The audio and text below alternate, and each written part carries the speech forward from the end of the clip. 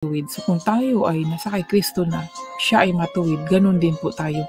Huwag po nating itanim sa isipan na tao lang ay nagkakasala. Kung siya ay totoong meron ng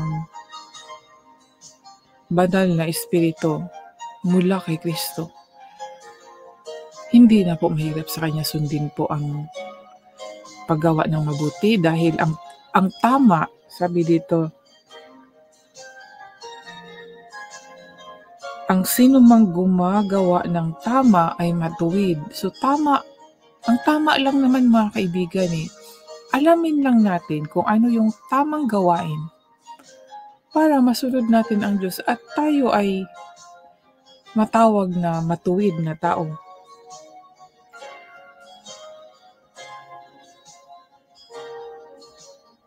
Imagine mga kaibigan, kung ang tao ay nagpapatuloy sa paggawa ng kasamaan, tapos sasabihin niya siya ay pinatawad na, totoo nga siya ay sinungaling.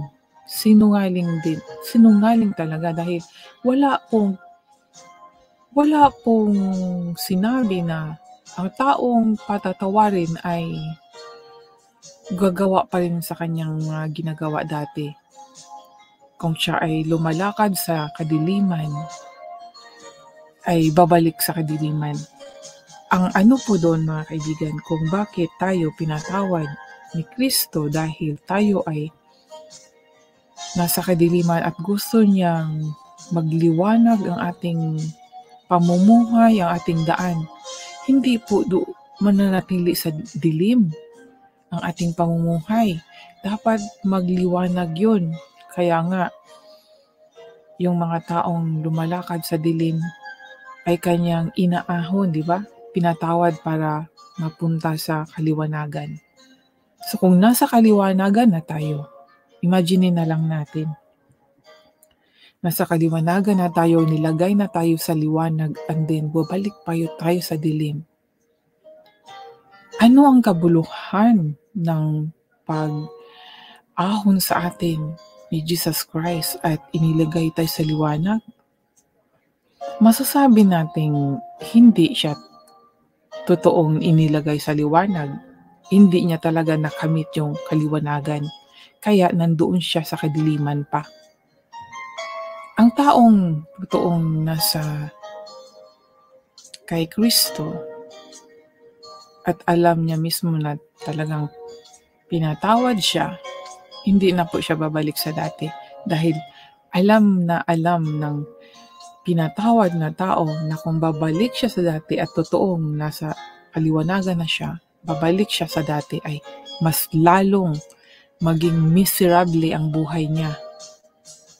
Mga kaibigan, kagaya ng sinabi dito na huwag magpadaya. Sinabi dito na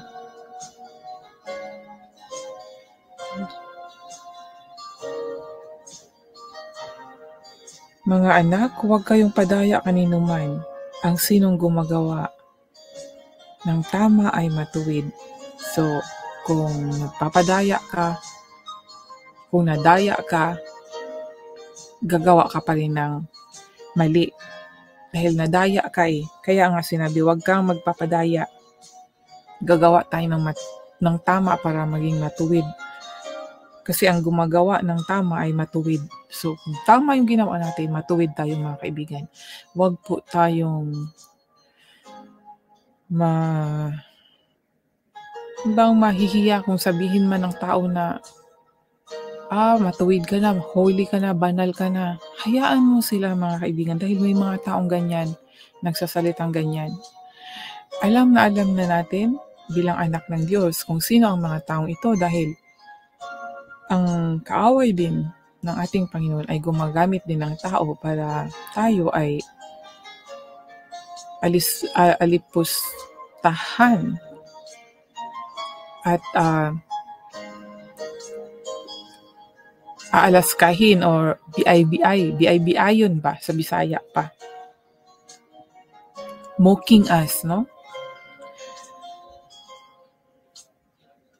Kaya wag po tayong matakot, wag po tayong mahiya mga kaibigan. mas matuwa tayo kung sinabihan tayo, uy, banal ka na, holy. That is the confirmation na tayo ay banal, matuwid na anak ng Diyos. Nagustuhan ko ang talata na nandito na dapat natin talagang pag-aralan. Malalaman natin na kung ang taong gumagawa pa rin sa maling gawain ay hindi tunay na anak ng Diyos. Dahil sinabi dito, dahil ang diablo ay gumagawa na ng kasalanan mula pa sa simula, kaya malalaman natin kung sino ang tunay na anak ng diablo.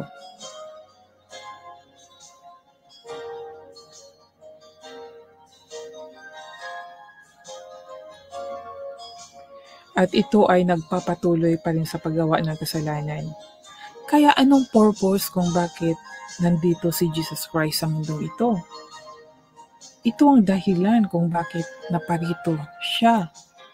Naparito ang anak ng Diyos upang wasakin ang mga gawa ng diablo. Wasakin niya, mga kaibigan, yung mga kasamaan, tapos tayo. Niligtas na, nilinis na, binagong muli na, nilagay na sa liwanag, at babalik pa. Diba? Kaya nga siya nandito sa mundo para wakasin o puksain niya yung mga kasamaan. Mga kaibigan, wag po talaga tayong palilinlang. Kaya yung sinasabi nilang ligtas na sila at nasa kasalanan pa rin sila. Hindi ko po masasabing, hindi po sa nag-judge kasi ako po, mas naniniwala po ako dito sa salita ng Diyos na napatanong tuloy ako na totoo nga bang may banal na espiritu ang taong ito? Totoong nagsasalita po siya sa salita ng Diyos. Pure word din, based on the Bible din siya, pero ang declaration lang ay saved na talaga siya dahil sa blood ni Jesus Christ na kanyang pinaniniwalaan. At ang kasalanan niya, may kasalanan pa rin siya, gagawa pa rin siya ng kasalanan, pero saved na siya. Pero ang sinabi dito, mga kaibigan, ngunit ang nagpapatuloy sa kasalanan ay kampo ng diablo. Hindi naman magkaiba ang demonyo at saka diablo eh. Yan po, mga kaibigan, pero bakit ganon? Siya ay ligtas na talaga. Yun po ang kanyang declaration. Hindi ba yun parang, bias ba ang tawag doon? Yun bang dalawa yung, parang nakakalito yung kanyang teaching. Lalo na yun sa mga teaching po ng once saved, always saved. Hindi po ako against once saved and always saved. Talagang, pag tayo ay anak ng Diyos, ay anak niyan tayo. At siguro kung yung mga taong anak niya at gumagawa pa ng kasamaan, ay baka naligtas lang yun at wala sa kanila yung banal na espiritu, mga kaibigan, dahil nga sinabi na may naligtas na makakatanggap ng gantimpala at may naligtas na walang gantimpala. So baka ito lang yun sila, walang banal na espiritu sa kanila. Dahil kung meron kang banal na espiritu, hindi po mahirap sundin ang gawain, ang tamang gawain. Ang banal na espiritu ang tutulong sa atin. Hindi po sa sarili natin. Iyon po yung pagkaunawa ko. Kung tayo ay totoong merong banal na espiritu, siya na yung mag-aano sa atin at hindi na tayo makakagawa ng masama. Alamin lang natin kung ano yung mga utos kasi may sinabi po dito na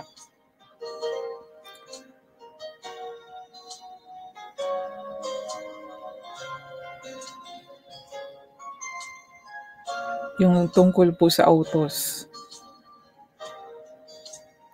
Sabi dito,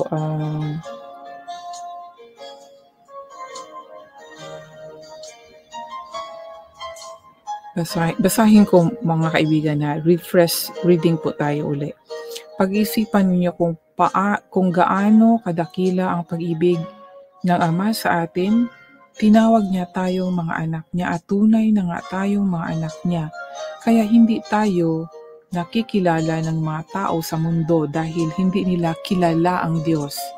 Mga minamahal, mga anak na tayo ng Diyos, ngunit hindi pa naihayag kung magiging ano tayo sa hinaharap. Alam natin na sa pagbabalik ni Kristo, tayo ay magiging katulad niya dahil makikita natin sino talaga siya. Kaya ang sinumang may ganitong pag-asa kay Kristo ay dapat maging matuwid sa kanyang buhay. Tulad ng buhay ni Kristo na matuwid. Ang lahat ng nagkakasala ay lumalabag sa kautusan. Dito mga kaibigan, dito sa kautusan. Ang lahat ng nagkasala ay lumalabag sa kautusan ng Diyos dahil ang kasalanan ay paglabag sa kautusan. Ito mga kaibigan, ang ating alamin, ano ba ang kautusan ng Diyos? Para masunod natin. Ngayon, kung hindi natin alam ito, paano natin masunod siya, di ba? At kung wala nang mahirap ito, kung mahirap ito dahil wala pa sa kanila ang banal na espiritu. Ang banal na espiritu po ang mag-agiya sa atin, tutulong sa atin para po ating maiwasan ang mga bagay na ito. Kagaya dito sa sinabi sa verse 4. 1 John chapter 3 verse 4. Ang sabi, ang lahat ng nagkakasala ay lumalabag sa kautusan ng Diyos dahil ang kasalanan ay paglabag sa kautusan. Kung ating balikan ang sa 10 Commandments ni Moises, yun ang kautusan. Ngunit hindi po yan nangangahulugan na susundin natin yan para po maligtas tayo dahil tayo po ay naligtas na. Sa pamamagitan ng ating pananampalataya kay Jesus Christ, naligtas na po tayo. Niligtas na niya tayo at dahil naligtas na tayo, may pagsunod na tayo mga kaibigan. Ang nagbigay sa atin ng lakas para masunod natin ang kautusan na hindi na sunod perfectly noong tayong ay wala pang banal na espiritu, wala pa tayong Jesus Christ. Kaya nga isinumpa yung mga tao na yan yung sumunod sa 10 utos para maligtas na hindi naman nila na perfect. Kaya isinumpa na po yan. At binigyan tayo ng bagong pagsunod na sa pamagitan ng ating panampalataya kay Jesus Christ, tayo ay maligtas. At dahil tayo ay naligtas na, itong kautusan ng Diyos ay ating masunod. Hindi po mahirap dahil nasa atin na si Kristo, ang banal na Espiritu. At ito ay ginawa natin dahil to prove na meron tayong panampalataya kay Kristo. Yan po mga kaibigan, kaya hindi po mahirap gawin. Ano ba itong 10 utos na to? Ang 10 utos na to, ito yung thou shall not bow any other gods, and thou shall not kill, thou shall not lie, thou shall not commit adultery, thou shall not false witnessing, or whatever, no? Yung 10 na yan. Ang 10 na yan, mga kaibigan, ay ginawang dalawang greatest commandment ni Jesus Christ. Binuo niya ito. Hindi po niya inalis, kundi binuo niya sa pamagitan po ng love. The greatest na utos po niya ay to love God with all your heart, mind, and soul, and to love your neighbor as yourself. Sa love po na yan. Dahil sa love po, ay kung may pag-ibig ka sa iyong puso, may pag-ibig ka sa Diyos, magkakaroon ka ng pag-ibig sa kapwa. At dahil sa pag-ibig na yan, ay ating masunod ang kautusan ng Diyos. Yan po. Mababasa pa rin po natin dito pag ipatuloy natin. Kaya, mga kaibigan, huwag po tayong padaya. Pag sabihin po na, ligtas ka na, kahit magkasala ka pa rin, ay maliligtas ka pa rin. Wrong teaching po yan. Dahil kung totoong ligtas ka na, totoong nasa iyo na ang banal na espiritu, hindi ka na po lalakad sa kadiliman. Galing ka po sa kadiliman at nilagay ka sa liwanag, pupunta ka sa kadiliman, parang iba naman yun. Parang walang ganun. Pag nasa liwanag ka na, dyan ka na, magiging example ka na rin sa mga taong nasa kadiliman. Yun ang purpose ng Panginoon, ng Diyos sa atin mga kaibigan, lalo na sa mga taong nasa kadiliman pa lumalakad. Hinihikayat niya yung mga kadiliman na, come to me, no? Bumalik loob ka sa akin, magsisi ka, at ikaw ay mapapabuti, no? Ganun. Basta may mga ganung mga iba-ibang verses, pero pag unawain natin ay ganun yung masasabi natin na ilalagay na kita sa magandang pamumuhay, ilalagay na kita sa liwanag, ikaw na ang magiging liwanag. Kaya doon sa mga nasa kadiliman pa, ikaw yung halimbawa, hihikayatin mo rin sila papunta sa liwanag. Diba? Paano ka babalik doon sa dilim? Paano ka magsasalita ng liwanag kung nasa kadiliman ka? Dapat, dati kang nasa kadiliman, ngayon pupunta ka na sa liwanag, dyan ka na, mananatili ka sa liwanag. Kaya hindi ka pwedeng, bilang anak ng Diyos hindi ka pwedeng nasa liwanag ka tapos mamaya sa kadiliman ka. Hindi po ganon. Dahil